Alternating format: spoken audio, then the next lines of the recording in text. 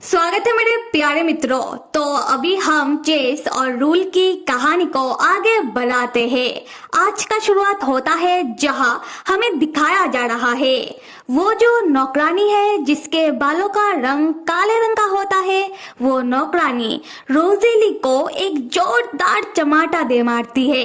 फिर वो रोजेली के ऊपर जोर जोर से चिल्ला रही होती है। आवाज सुनकर बटलर आता है। बटलर कहता है कि तुम दोनों यंग मास्टर चेस के कमरे के बाहर इतना शोर क्यों कर रही हो? उन्हें परेशानी होगा। तुम दोनों को अकल है कि नहीं? तब वो नौकरानी बटलर से कहती है कि आप मुझे क्यों डांट रहे हो? अगर डांटना ही है तो आपको इस रोजेली को डांटना चाहिए। फिर वो नौकरानी बताने लगती है कि इस रोजेली ने अपने बालों का कुछ हिस्सा काट कर यंग मास्टर चेस के तकिए के नीचे रख दिया था, जो उसे अभी अभी कमरा साफ करते वक्त मिला है। और वो नौकरानी कहती है कि पक्का ये रोजेली हमारे यंग मास्टर चेस के ऊपर कोई काला जादू वगैरह कर रही है। तब हम चेस को देखते हैं। वो पूरे वक्त अपने कमरे के अंदर होता है और किताब पढ़ रहा होता है, पर चेस को इन शोर शराबा से बहुत ही परेशानी हो रहा होता है। अगले सीन में हम देखते हैं कि रूल चेस के कमरे में आया होता है और वो दोनों बैठकर बातें कर रहे होते हैं, जहां पर चेस रूल को इन सारी चीजों के बारे में बता रहा होता है कि रोजेली ने क्या सब किया, जो जानकर रूल परेशान होता हुआ कहता है कि ये तो खतरनाक है। कहीं उस लड़की का दिमाग खराब तो नहीं है? मतलब उस लड़की ने ये सब क्या सोचकर किया होगा? तब चेस के दिमाग में थोड़ा शरारत सोचता है कि क्यों ना रूल को जेलस फील करवाया जाए। तब चेस कहता है कि रोजेली ने जो भी किया मुझे तो अच्छा लगा। वैसे भी रोजेली कम उम्र की है, दिखने में सुंदर है और जब वो थोड़ा रो दो देती है ये देखकर किसी का भी मन बिगड़ जाए। वो लड़की हम बिस्तर बनने के लिए बिल्कुल सही है, नहीं? फिर चेस हंसते हुए कहता है कि क्या मजाक है, इस लड़की ने मुझे सिड्यूस करने के बारे में कैसे सोच लिया? हाँ। दूसरी तरफ रूल जो चेस को बहुत ही सीरियस लुक दे रहा होता है। तब रूल अपनी जेलेसी को छुपाते हुए एक मुस्कुराहट के साथ चेस से पूछता है कि तो अभी क्या अभी तुम उस लड़की को मेंशन से बाहर नहीं निकालोगे? खैर, तब चेस बताने लगता है कि मुझे नहीं पता, क्योंकि इस मेंशन में कौन रहेगा और कौन नहीं, इन सारी चीजों का फैसला मेरी मॉम करती है। उसके बाद चेस रूल से कह रहा होता है कि वैसे भी चेस का जो हालात है, मतलब चेस का जो जेनेटिक बीमारी है, इसके कारण चेस वैसे भी बहुत सारी चीजों को नहीं कर पाता और इसे मद्देनजर रखते हुए इस चीज को लोगों से छुपा कर रखना पड़ता है। चेस कहता है कि काश चेस के पास कोई ऐसा डिवाइस होता जिससे लोगों की याददाश्त को मिटाया जा सकता था। तब चेस पक्का सबसे पहले अपनी सारी नौकर चाकर का ही याददाश्त मिटाता, क्योंकि वो लोग उसे बहुत परेशान करते हैं। तब जो रूल होता है वो बहुत ही गौर से चेस की बातों को सुन रहा होता है, जो देखकर चेस कहता है कि अरे रूल, तुम इतना सीरियस क्यों हो रहे हो? मैं तो बस मजाक कर रहा था, और वैसे भी तुम्हें पता है ना कि मैं इस चीज को लेकर कितना डेस्परेट हूँ, इसलिए मैं बस ऐसे ही कह रहा था। खैर, अगला सीन रात का होता है। हम देखते हैं कि रूल अपने घर में अपने कमरे में सो रहा होता है। तब रूल को एक डरावना ख्वाब आता है। रूल ख्वाब में देखता है कि रूल हमेशा की तरह ही चेस के कमरे में बैठकर उसके साथ बातें कर रहा होता है। उसी वक्त रोजेली अपने हाथों में बंदूक लेकर चेस के कमरे में आती है और देखते ही देखते रूल के सामने चेस को ऊपर पहुंचा देती है और चेस का जो खून है वो आकर रूल के ऊपर पड़ता है, जो देखकर रूल बहुत घबरा जाता है। रूल तब रोजेली की ओर देखता है और पाता है कि रोजेली बहुत ही क्रीपी वे में हंस रही होती है और कह रही होती है कि यंग मास्टर चेस सिर्फ मेरे है। और उसी वक्त रूल अपना डरावना ख्वाब में से जागता है। जागने के बाद रूल इतना ज्यादा घबरा जाता है कि घबराहट के मारे वो अपने बिस्तर से गिर जाता है। तब रूल को चेस का बहुत फिक्र हो रहा होता है। फिर रूल खुद को शांत करने लगता है कि रूल तुम शांत हो जाओ, यह बस तुम्हारा एक डरावना ख्वाब था, चेस ठीक ही होगा। तब रूल को चेस की कही हुई बातों के बारे में याद आने लगता है, जब चेस ने कहा था कि चेस ने रूल को उस वर्चुअल रियलिटी गेम के नाम पर बेवकूफ बनाया था, और जब चेस ने कहा कि काश ऐसा कोई डिवाइस होता जिससे लोगों की याददाश्त को मिटाया जा सकता है। रूल तब अपने मन में कहता है कि यह तो बस मेरा एक ख्वाब था, मुझे इन सारी चीजों के बारे में नहीं सोचना चाहिए। फिर भी रूल चेस की कही हुई बातों के बारे में सोच रहा होता है। और उस दिन के बाद से हम देखते हैं कि रूल अपने कमरे में बैठकर रात रात भर कुछ फॉर्मूला, कुछ कोडिंग वगैरह बनाने की कोशिश करने लगता है। तब रूल का पूरा कमरा कागज से भर जाता है। ठीक उस समय रूल की मॉम रूल के कमरे में आती है और रूल से कह रही होती है कि रूल बेटा, तुम इतनी रात रात भर क्यों जाग रहे हो, तुम सो क्यों नहीं जाते हो। अगला सीन ब्रोन मैंशन का होता है। रोज़ेली चाय का कप लेकर चेस के कमरे के अंदर जाने वाली होती है। उसी वक्त वो घने काले बालों वाली नौकरानी रोज़ेली को रोकती है और रोज़ेली को डांटते हुए कहती है कि तुमको तो ऊपर आने से मना किया गया है ना, तुमको तो कहा गया है ना कि तुम यह मास्टर चेस के कमरे के आसपास मत आओ, तो फिर तुम यहाँ क्यों आई। रोज़ेली भी तब ऊंची आवाज में कहती है कि रोज़ेली ने भी तो कितनी बार कहा है कि उसने यंग मास्टर चेस के ऊपर कोई भी काला जादू करने की कोशिश नहीं की। और ये जो छोटी रोज़ेली होती है ये थोड़ा झल्ली सी होती है। तब रोज़ेली कहती है कि पक्का कोई रोज़ेली की सुंदरता से जेलस होकर रोज़ेली को गलत इल्जाम में फंसा रहा है। तब एक तीसरी नौकरानी आती है और वो रोज़ेली से कहने लगती है कि तुम जैसी घटिया लड़की से कोई भी जेलस नहीं होगा, समझी।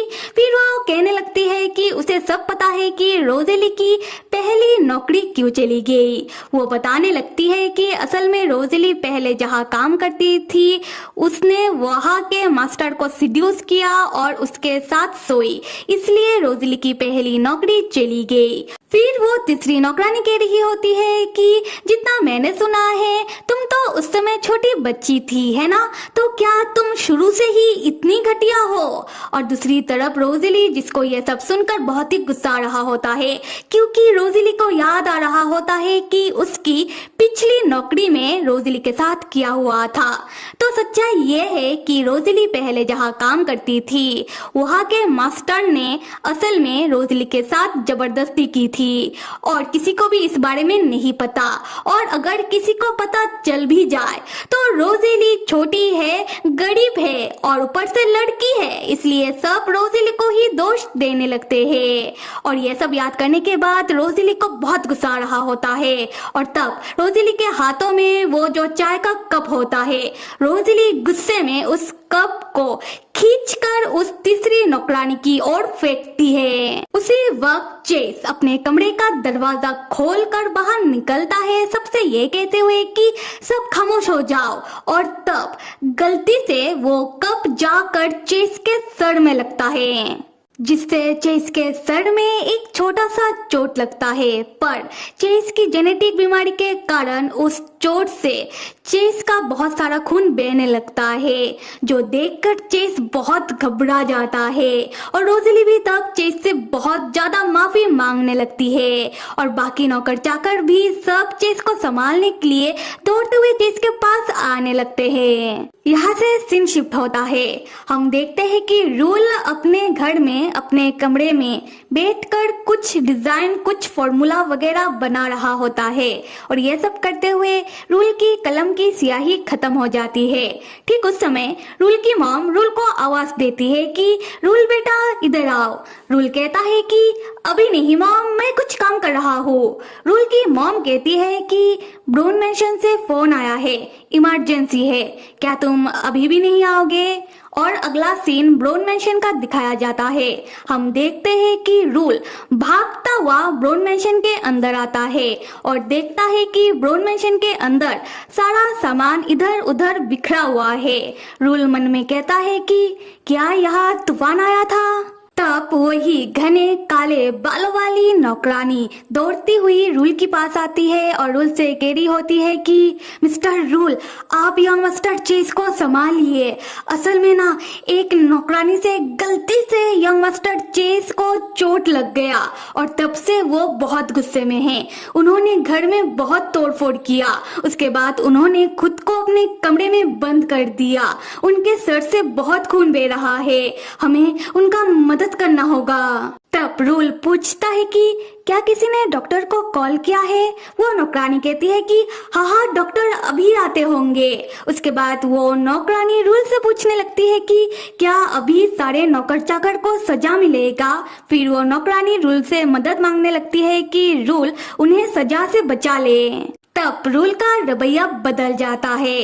रूल बहुत ही कोल्डली उस नौकरानी से कहता है कि एक तो तुम लोगों ने अपने यंग मास्टर को चोट पहुंचा दिया, ऊपर से तुम लोग ये चाहते हो कि मैं तुम लोगों को बचा लूं। तुम लोग कितने स्वार्थी हो, ऐसे हालात में भी अपने बारे में सोच रहे हो। चली जाओ यहाँ से और यहाँ किसी को आने मत देना, समझी? तब वो नौकरानी रूल की ऐसी बदलते हुए रवैये को देखकर चौंक जाती है। फिर वो नौकरानी वहाँ से चली जाती है। उसके बाद रूल चेस के कमरे के दरवाजे के बाहर आकर खड़ा होता है और देखता है कि नीचे बहुत सारा खून है। रूल तब अपने मन में सोचने लगता है कि चेस की जेनेटिक बीमारी, इसके बारे में सिर्फ चेस के मॉम डैड को पता है जो आज मेंशन में नहीं है, और डॉक्टर को पता है जो आने वाले हैं, और सिर्फ मुझे पता है। मैं सोच भी नहीं सकता कि इतना सारा खून देखकर चेस कितना डर गया होगा। क्या चेस डर के मारे कांप रहा है? क्या चेस मेरा इंतजार कर रहा है? उसके बाद रूल चेस का दरवाजा खटखटाता है और बहुत ही प्यार से चेस को बुलाने लगता है कि चेस, मैं हूँ रूल। मैंने ना सारे नौकर चाकर को यहाँ से जाने के लिए कह दिया है। अभी यहाँ पर कोई भी नहीं है, तो चेस क्या तुम अभी अपने कमरे का दरवाजा खोलोगे? तब रूल चेस का बहुत फिक्र कर रहा था। उस समय चेस अपने कमरे का दरवाजा खोलता है और रूल के सामने आता है। रूल देखता है कि चेस तो बिल्कुल नॉर्मल लग रहा है। इनफैक्ट चेस का खून भी नहीं बह रहा। असल में चेस ने खुद ही अपना मलहम पट्टी कर लिया है। खैर, रूल अपने मन में कहता है कि ये तो बिल्कुल ठीक लग रहा है। फिर रूल चेस से कहता है कि चेस, असल में मुझे खबर मिला था कि तुम्हारे सर में चोट लग गया है। चेस, अभी तुम कैसे हो? कहीं तुम्हारे सर में दर्द तो नहीं कर रहा? चेस कहता है कि हाँ, उसके सर में दर्द कर रहा है। फिर चेस बताने लगता है कि चेस ने खुद ही अपना मलहम पट्टी कर लिया है और चेस ने अपना दवाई भी ले लिया है, जिसके कारण चेस का खून बहना रुक चुका है। उसके बाद चेस थोड़ा परेशान होकर कहने लगता है कि मैं थक चुका हूँ इन सब से। रूल पूछता है कि तुम किन सब से थक चुके हो? चेस कहता है कि कुछ भी नहीं, जाने दो, तुम कमरे के अंदर आओ। असल में चेस अपनी जेनेटिक बीमारी के बारे में बात कर रहा था। खैर, अगले सीन में हम देखते हैं कि चेस के कमरे में रूल चेस के सामने बैठा हुआ था और डॉक्टर चेस का चेकअप करने के बाद कह रहे थे कि यह मास्टर चेस, आपने बिल्कुल अच्छा किया कि आपने समय रहते अपना दवाई ले लिया, जिससे आपका खून बहना रुक गया। और अगर आपको फिर भी अभी भी कोई परेशानी हो रही है तो मैं आपको एक इंजेक्शन लगा सकता हूँ। ये सुनकर चेस बहुत ही रूडली डॉक्टर से कहता है कि कोई जरूरत नहीं है, मैं अभी ठीक हूँ, आप यहाँ से अभी दफा हो। डॉक्टर कहते हैं कि अच्छा ठीक है, मैं जा रहा हूँ। और डॉक्टर जाने के बाद रूल चेस से पूछता है कि चेस, क्या तुम्हारा मूड अभी भी खराब है? बताओ मुझे चेस कि मैं तुम्हारे लिए क्या कर सकता हूँ। चेस तब अपना परेशानी जाहिर करता हुआ कहता है कि यहाँ के सब चेस को बहुत परेशान कर रहे हैं।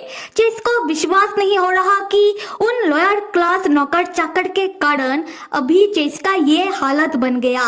चेस कहता है कि मुझे बहुत गुस्सा आ रहा है। पक्का अभी उन नौकर चाकर को चेस की इस जेनेटिक बीमारी के बारे में पता चल गया होगा। अब चेस क्या करे। चेस को उनका मुंह बंद करवाना पड़ेगा।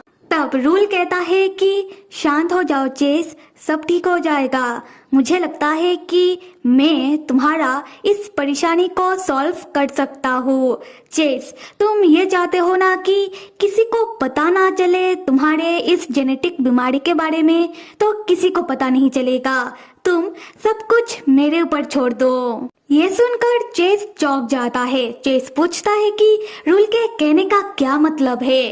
रूल तब चेस को देखकर बस एक स्माइल करता है। उसके बाद रूल उन सारी चीजों को सोचने लगता है कि किस तरीके से चेस रूल को अपने पास रोकने के लिए तिलमिला रहा था। फिर चेस ने किस तरीके से रूल के सामने रोज़ली का तारीफ किया, कहा कि रोज़ली कैसे चेस को सिड्यूस करने के बारे में सोच सकती है। फिर रूल अपनी डरावनी ख्वाब के बारे में सोचता है कि किस तरीके से रोज़ली ने रूल के सामने चेस को ऊपर पहुंचा दिया। फिर रूल चेस की ओर देखता है और अपने मन में कहता है कि पहले मुझे लगा था कि मैं शायद कभी चेस के किसी काम नहीं आऊंगा, पर अब मुझे पता है कि मुझे चेस के लिए क्या करना है। और जब मैं चेस के लिए कुछ करूंगा, मुझे ये भी पता है कि चेस इस चीज का रिपेयर करने की पूरी कोशिश करेगा। मेरे प्यारे चेस, माय किंग, तुमने तो मुझे पागल कर दिया। तो फिर मेरे प्यारे मित्रों, अगर आप लोगों को मेरा एक्सप्लेनेशन पसंद आ रहा है तो आप लोग कमेंट में बता सकते हो, भर भर के लाइक कर सकते हो और कहानी को आगे देखने के लिए सब्सक्राइब करो। Till then stay with me and see you.